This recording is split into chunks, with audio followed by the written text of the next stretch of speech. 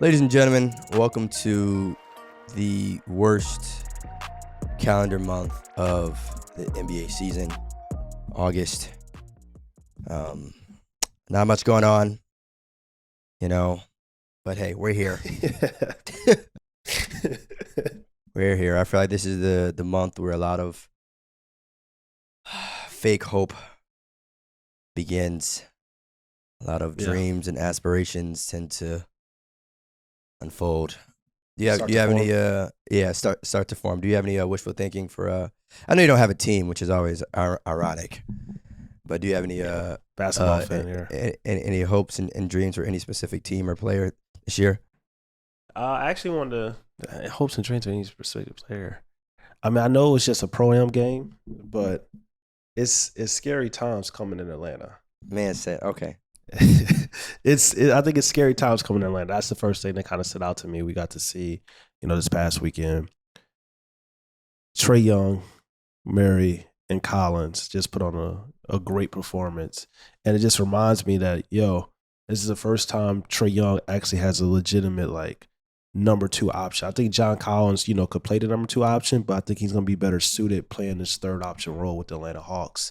And they're going to be a dangerous team, especially on the fast break transition. And I'm looking forward to exciting times in Atlanta. So that's, if I had one team we're talking about, I have high expectations for that made a big offseason move, it's the Atlanta Hawks. What seed would they be finishing in the Eastern Conference? Top 4 seed in the Eastern Conference. Wow. Okay, so if you work backwards, you got Milwaukee, Miami, Philly. I really don't know what the hell's going on. Celtics. Yeah. Okay, so you think they'll finish top ahead 4 of or 5? Yeah, 4 or 5. I think if they don't finish 4 or 5, I think it's could be considered a disappointment. They shouldn't be in a play-in situation at all. With that with that talent that they have in Atlanta, and with Murray on that team now, it's just kind of Trae Young's responsibility is going to diminish a little bit. We know Trae Young came into the league similar to Luka Doncic. They both came into the league. It's just all right, as a rookie, get on my back. That's a hard thing to do. You know what I'm saying? So he has some help. Yeah, that's tough too. But I mean, hey, at 42, the other second option here is another perimeter player. It's another ball handler. It's not it's just a big. Because even then, you can make the case that it would still be added weight on Trae's shoulders, right? Because even though you can double down on a low block, let him go to work, it's still, okay, Trae still has to get them in the position to do that. Yep. But with DeJounte, it really, it could be just all right, go ahead. I don't think it'll be a take your turn type of offense. I won't give him that. Either. But I do think, though, that, again, to your point, it won't be the same amount of pressure on Trae. But top 4 is tough. It'll be nice, though, if Atlanta can get some home court advantage come playoff time. But, I think they do have youth. They do have age. Fortunately, their quote-unquote big three is all younger guys. So I think that's going to work out to their advantage. But the fact that the experience may not be there, may hurt them come playoff time. But even still, I do agree that it'll be some exciting times, especially because if you think about it, all 3 of them, I guess, have unique playing styles, including John, that athletic big that can run the floor and things like that. So, look, hopefully it's some good basketball. I will say they're definitely a league pass worthy team. They're not a team where if you turn on the TV and you see them playing, it's oh shit, what else is on? So. They're going to be on national TV a lot, too, though, because it's Trae Young. I think the days of them not getting that respect on the national media market is over with because Trae Young's a star player. Yeah, but I think them, to me, obviously star player is one thing, but winning also plays a factor into that, right? Unless your name is LeBron James, it's hard to get on TV when you're losing, right? And no shade to Brown on that. But just the idea, it's not, because we saw it with, Book, right? The Suns were not on TV earlier. You know what I'm saying? But he was obviously good. But now once they won games, went to the finals, you see them on national TV a lot more. You know what I'm saying? So, but yeah, I mean, it'll be interesting to see if they can remain healthy too. I know that, those 3 guys, it hasn't really been OD injury issues, but Yeah. Who's your sleeper team out east? I got the Hawks. You got to give me one team that you feel like can crack that top 4 or 5 that necessarily didn't last year. Okay, well, that's a little different. Or it could just be a sleeper. It could be a sleeper team because top 4, top 5 is hard. Right? Yeah. I probably was gonna say Charlotte if you'd asked me like a month ago, but things getting a little wacky out in was it Buzz Hornets. City? Yeah. Yeah. Need some bets. Need some bets down there. Well, that's not the only. Never mind. What up? Let's see. I won't say Charlotte. I won't say Indiana. Not. You know what? So go ahead and say it. No, it's not the team you trust me, it's not the team you think I'm gonna say. Right. I'm gonna say. So I saw one of the players on this team talk about their playoff aspirations and playoff chances this year, and I think because the fact that people are sleeping on them, I think because people are truly knocked the hell out when it comes to this team, I'm gonna say them. Orlando. Oh, okay. I'm gonna go with Orlando. Again, not anything, crazy. I'm not getting too wild, but I think they could sneak into that playing situation. I think when we talk about at the end of the day, you only got to be in the top 10, right? I thought about saying it's Detroit. Crazy to think about. Right. Well, I mean, you can be a 10 seed to make the playoffs. I thought about saying Detroit. Obviously, still having K. They got the youth movement over there, but I think Orlando. Again, just because that's like you're not going to hear that answer pretty much anywhere. Yeah. See, yeah, I saw your face when I said Orlando, so that lets me know you want a sleeper. Well, that's not even. That's it. Yeah, I'm in a coffin. I'm in a coffin. Like, come on now. There you go. That's a wild one. Like, yeah, my back would have been Detroit though, but I'm gonna say Paulo. Yeah, I like the situation with Orlando. I still don't know the direction they go. They got Paulo. I mean, shout out to them. They got the best player to me in the draft. Right. Most NBA ready player in the draft. That was smart. But their guard situation, I don't even know who the best guard on their team is. Like, it's like they got a 3-headed monster down there, young youth movement going on, but you got Fultz, you got Cole Anthony, you got Suggs. So it's just like maybe 2 of them can play together. I don't think that's really the great combination that you probably want, a small backcourt like that, even though Suggs is very athletic, of course. But it's just like, I just don't know. I think Fultz is going to have he's coming off this will be his second year off his ACL injury. I think he's going to have a breakout potential season. If I had to choose one player who I feel like is the most talented, it's probably Fultz, Markelle. But it's just like, I don't know. Like, I like Cole Anthony. It's like, I don't know, like, who's going to, that backcourt is such a question mark. Like, Suggs is all right. Like, I told you how I felt about him coming in draft. I was just like, the worst possible situation because it was for him going to a team like Orlando. I think he would have benefited in like a team like the Toronto Raptors and stuff like that. A team that was kind of like had a already like playoff, like, orchestrated roster and stuff like that. So I really don't know. Like, that's a tough one. Orlando's tough. That's heavy. Yeah, it is. That's heavy. It is. But you got to get up. You got to have a bold prediction there. Yeah, that's sure is bold. That's beyond bold. That's like beyond ludicrous. Let me think. Like Dogecoin. Coin. Shit. Let me think of a team in the Western Conference. I got mine. Oh, you got one? Go ahead. Oh, of course. Just like I told people last year about the Minnesota Timberwolves, I'm telling you this right now about this team. I'm not even going to say if health aside because this player better be damn healthy. He missed the whole damn year. The Orleans Pelicans, they have the potential, I think, to be a top 5 seed. I think you look at Zion Williams, look at Brandon Ingram, you get CJ McCollum. That trio that's probably one of the best trios in the league. I know they haven't played together yet, but their play styles kind of complement each other kind of very perfectly.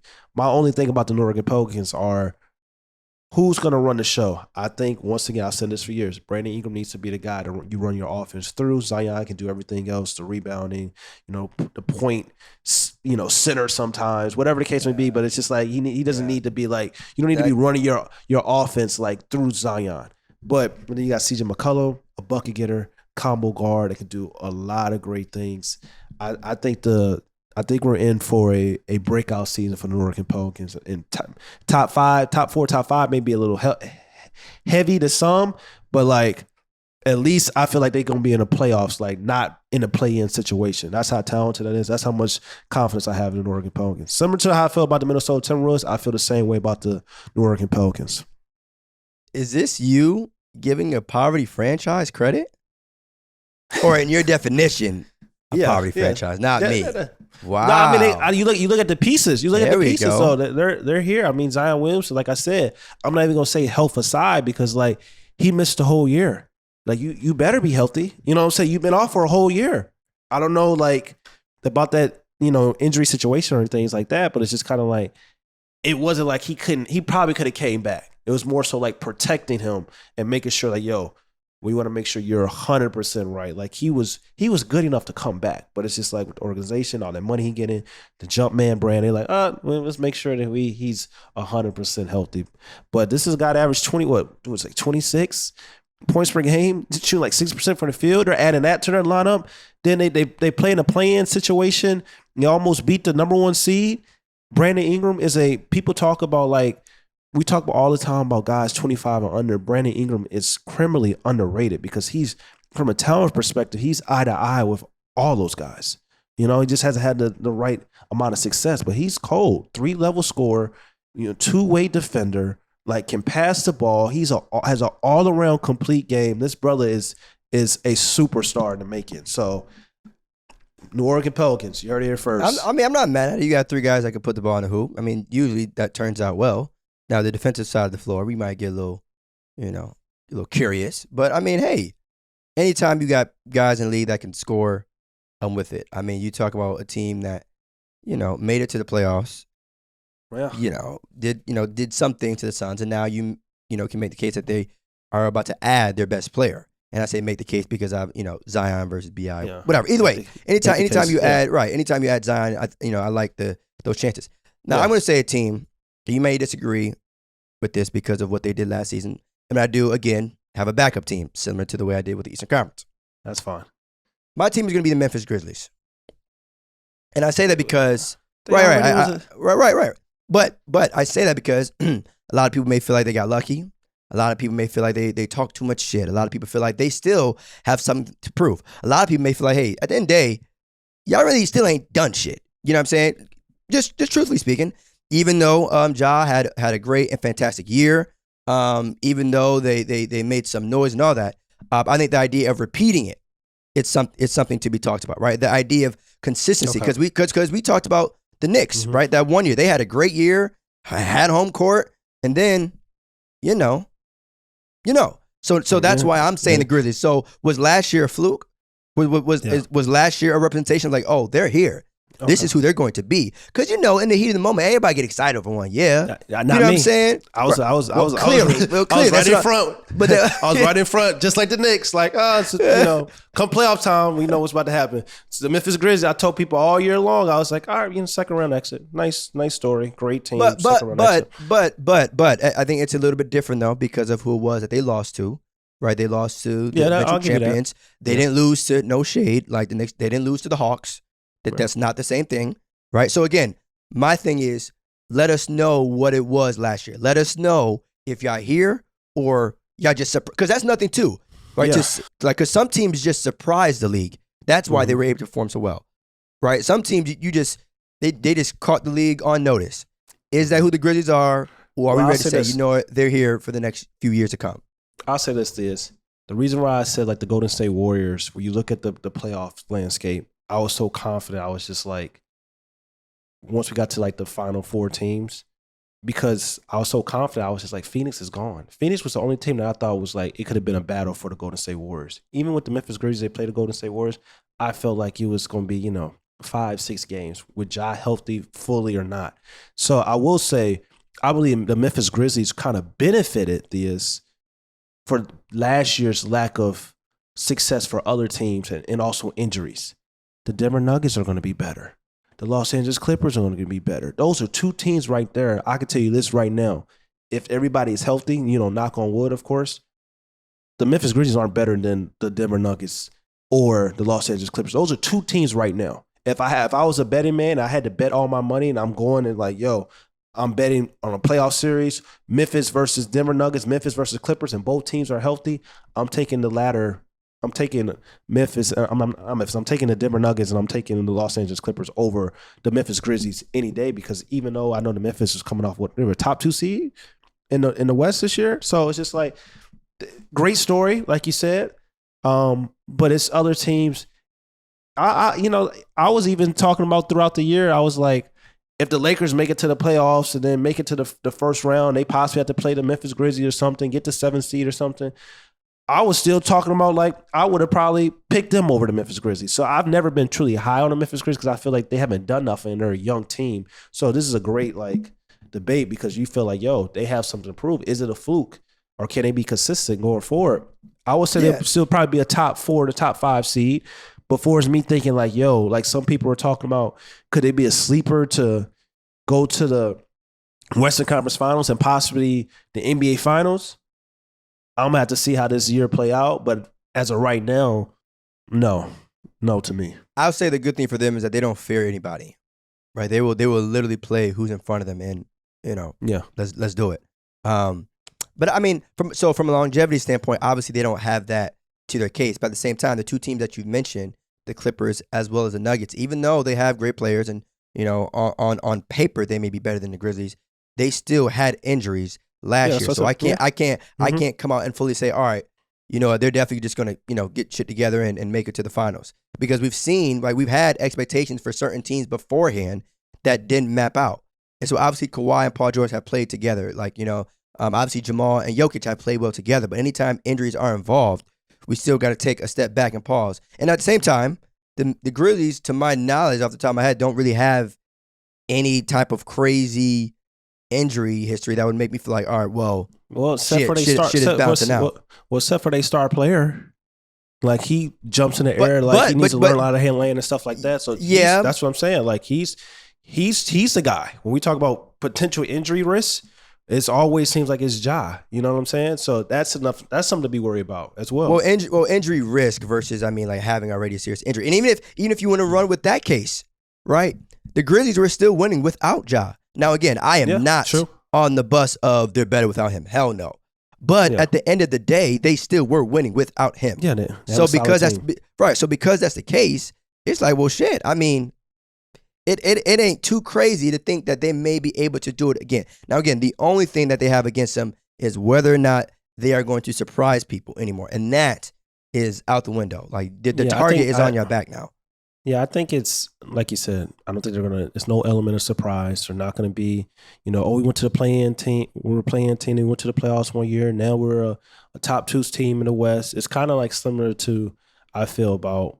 It's gonna be interesting because like, can the Memphis Grizzlies kind of do what the Utah Jazz did? Like, I wasn't confident in Utah Jazz. They kept being like the number 1 seed. You know what I'm saying? Like, can they get some consistency to be a top 3 seed like going forward for these next few years? That's what you're talking about to me, because I personally would say it's a little bit different because I kind of knew, and I think everyone else knew what the Jazz were going to do. Like I didn't. Some people were Jazz like talking about they're real and this and that. Not at all. Some people there was no bone in my body that thought, oh shit, they might win a chip. No, I knew what they were doing in the regular season. They, okay, cool. Yeah. Like there's nothing, but the Grizzlies though, there's a part of me that feels like, okay, if you catch them, like if they get the right matchup. Right, if the seeding aligns with in their favor, I think they can make some noise. Well, play this. Crazy. I feel more confident about this Grizzlies team than that Utah Jazz team. No, that brother Spider was out there looking like, damn. Ooh. Yeah, he's really about to looking like, damn, if he don't get up out of there. Like, right, but at least with Ja, if he doesn't play or whatever. Again, not to say that he won't, but at least it's like, okay, there's been a proven thing that we've seen. The Grizzlies can still perform at a high level. That was not the case with the Jazz. If Spider wasn't out there trying to gun for 40, hey man. Yeah, it's gonna be interesting. Let's come on now. Yeah, it's gonna be interesting. I like what you're saying about Ja Morant and Memphis Grizzlies and stuff like that. I don't necessarily agree fully. I think they're gonna be like the Utah Jazz for a couple of years because I look at the Memphis Grizzlies, as great as like Desmond Bane is and Jared Jackson, they have a nice young core. I just feel like they still missing. You know what I'm saying? Like I look at those 2 players. They're Jared Jackson. He has a potential to maybe be a star player. Desmond Bane to me is a perfect starter. Your perfect 3-and-D guy. Like kind of like Marcus Smart. We talk about like a guy that's a starter that you want on your team, on your offense and stuff like that. Can play defense, hit shots when you need to. Of course, Desmond Bane knows his role a little bit better than Marcus Smart. He ain't checking up shots when he's not supposed to. But I just feel like the Memphis Grizzlies, they need another scorer. They need another wing. They need another guy that's like a real guy that can go get you 20 points per night, plug them in like a Pascal Siakam or Jaylen Brown or Brandon Ingram, that type of player paired next to Ja Morant. If Ja ever gets one of those players, then I'm like, all right, we're off and running. But until that happens, to me, it's still like you got Ja Morant, superstar, and then you got like players with potential, but just really probably just going to be solid starters for most of their career. So that's why I'm not really high. It's nothing to do with, I believe in Ja Morant, but it's just like Ja still doesn't have his run. It's similar to Trae Young. You look at Trae, great young point guard, great talent, but it's just like we're like, when is Trae going to get his real running mate? The same question can be asked about Ja Morant. When is Ja Morant going to get his real running mate? Once he gets that, because their team is already solid. Once he gets that, then we off and running. I don't know when it's going to be because they still got a young team, but once he gets that, then that's when my belief goes like, okay, now let's talk about potentially them going to the NBA Finals. And some of that too, because we always mention, right, this is a wings league, right? At the end of the day, like it helps having a 6'8", 6'9" player on your team that can do a little bit of everything. But I do have a little bit of a concern with those questions of with the Trae Young and Ja Morant, like they could use this. My thing is, if we're going to consider them, because some people do, right, the best point guard in the league, right, and not even mention Stephen Curry, because over the course of the season, there were still some questions. I think those questions are put to bed now because of what has happened this year in the finals. But like, I don't think we would be saying this about Stephen Curry. I don't think we would be saying that Stephen Curry needs a wing in order to win a championship. So if we're going to sit here and say this about Ja or Trae, my thing is we shouldn't be putting them in the same breath as Stephen Curry. Nah, I'm not going to say all that because Stephen Curry has had Klay Thompson's entire career, and people were saying that when this year, though. What about this year? People saying he had Andrew Wiggins that was putting up 20 and guarding Jason Tatum and locking him down as well. Was the second best player in the finals. Like his whole career, he's had elite wings every championship he's played in. So, and like I said, people were saying, oh, like when the Golden State Warriors were going through their run, oh man, like Steph doesn't have any help. Like they don't have any. They're really saying like Steph doesn't have Klay. You know, Steph doesn't have like an elite wing, elite guy that can two-way play both sides of the ball to get you 20 points and defend. Like it's hard winning a championship as a point guard. You know, even as great as you are, kind of without that player, you need your second best player to be a guy that's probably, like you said, 6'6" and up, can play both sides of the ball, or do something that's really like be an elite specialist, some type of something. So it's hard. I can't really say that about Stephen Curry because you know he won a championship this year. I've seen Stephen Curry's entire career play with Klay Thompson, who is just a part of important member as, you know, Draymond and Steph. We talked about Draymond last pod. Like that big three is just like real. Like it's all of them to me. Of course, Steph is the one, but you know it's all of them. I hear you. Just had to ask to make sure we're all on the same page on that. Yeah, that's fair. But no, but talking about point guards, and there's definitely about to be a shift here. My cap or no cap is related to another point guard, De'Aaron Fox. Cap or no cap, De'Aaron Fox will be a member of the Sacramento Kings by the end of next season. I'm gonna say no cap. We'll see where he's gonna go. Damn. And to be honest, that's you give us your sleeper team in the West, but that's a sleeper team that I feel like has a better chance to like go to the playoffs this year. That was my backup team. That's the reason why I asked this cap or no cap, but that was my backup team. Just in case you had a problem with the Grizzlies one, but that was my backup team. No. Okay, yeah. De'Aaron Fox, I think he has some pieces. You know, Monk is over there now. They play together in Kentucky. They have that chemistry. Sabonis, you know, a 1-2 punch. Like he has some players now. You know what I'm saying? He's in a tough Western Conference, but it's just like if he wants to be mentioned with some of those guys, it's just like at least a playing team. At least, you know, that's all. Man said it, please. If you don't mind, at least it's just like, yo, it's like, what else do you like? You know what I'm saying? Like he ain't over there like SGA. SGA just hooping. He just go SGA. No, he just SGA go over to see every season. Is like, I'm gonna get my stats. I'm gonna remind people, like, try to boost my ranking for the next year. Get me up to. I think people are ranking them like top 30 or whatever. Let me get to 25. Let me get to 20 this year. Like that's. He's in that book transition of like, yo, real people know he's cold. We know what he's about, but it's just like we know they ain't winning shit in no time. So it's just like. Fox is in a better situation than that. So it's like, Fox, lead your team at least. Let's try to get at least a playing team. At least. Yeah, please, Sacramento. And all seriousness, at least. Because I know Sacramento, that drought has been a little heavy. Yeah, it was like 17 years. Yeah.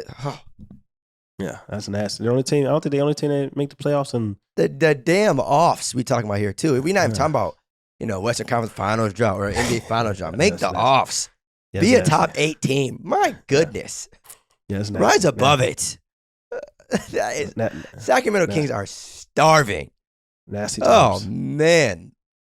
Oh. Nasty times. Yeah, it's nasty times. But yeah, I think Fox is in it for the long run with the Sacramento Kings. I don't think he has a choice. Clearly. He has a choice getting all that money. Like I think he's gonna have a better season this year too. A bounce back season. It sucks though too. It's like the idea of having a bounce back season, he has players around him now and all that. But it doesn't really mean anything when you compare like what other teams have also done.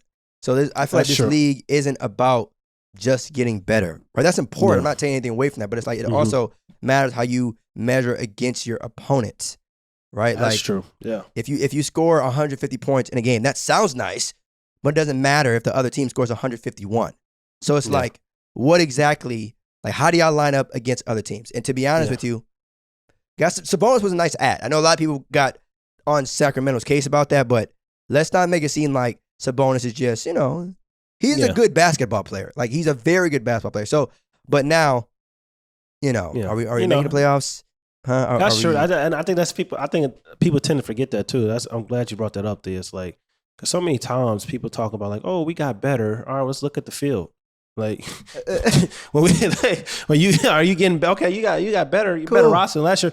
Let's look at the field. What are you doing? Like, your team, Mr. Purple and Gold. Like, look. Hey, we're not talking about that. I'm just saying. Like, I have you no look expectations. It's just like you look like, oh, everybody's coming back. Like, okay, cool. Didn't get better. Like, and some teams, some teams got better. Like even like me. Like if I had a team in Miami Heat, I'm looking around the landscape. I'm just like, well, we gonna run it back. And yeah. Before we end today's episode on a more serious note, just want to say rest in peace to the legendary Bill Russell. Obviously, we know kind of what he did on the basketball court, but I think, to be honest with you, his biggest accomplishments probably came off the court. This is one of those kind of if you know kind of thing. Definitely a pioneer and a legend in the game and in the space. And I know so often we talk about basketball accomplishments and achievements and things like that, but the NBA literally would not be at this level had it not been for Bill Russell, in my honest opinion. So definitely rest in peace to the legend, not just a Celtics legend or NBA legend, but just rest in peace legend. To the legend, just in general. And even as a person as well. So definitely sending, our thoughts and prayers to him as well as his family. So Bill Russell was a legend, man. It's a hero. Like you said, like we talk about like what he done on the basketball court, arguably the greatest winner of all time, but I think he's probably the most important basketball player in the history of the game, if you really think about it, for the things that, not just on the court, but off the court as well. Like, just imagine like the type of mental fortitude you got to have of playing basketball in peak racism and hatred and still going out and, dominating on the court. Like, this was a player that won championships for a city, and, how did they thank him? Like, breaking into his house, like putting feces up under his bed. Like, he went through a lot. It was an incredible, man. So it's just kind of like, it's sad. And once again, he's a legend, first black head coach in the game. And he was a special, not just player, but special human. So RIP to Bill Russell. Right. And you kind of think about all the things that happen and get said on social media, and we as human beings now think that's a lot. Right? Yeah. Like, at the end of the day, you could just turn your phone off, and, at the end of the day, you could just not watch television, and you'll, be okay. right? Just kind of blocking out that noise, but to kind of deal with, like you said, peak racism at that time and still be expected to perform and then win, let alone play, right? Let alone show up every day to work, and you know what I'm saying. But to win, I mean that you know is something in itself. So rest in peace again, man. To Bill Russell, definitely a special person. But yeah, y'all, just like that, we gone. Make sure again to subscribe to No Pump Fakes wherever you get your podcasts, on YouTube, Apple Podcasts, and Spotify. Again, subscribe to No Pump Fakes wherever you get your podcasts, YouTube, Apple Podcasts, as well as Spotify. You have a good one. Peace. What's up, y'all? It's Theus McBee. Make sure you go follow No Pump Fakes on YouTube, Apple Podcasts, Spotify, wherever you listen to your podcasts.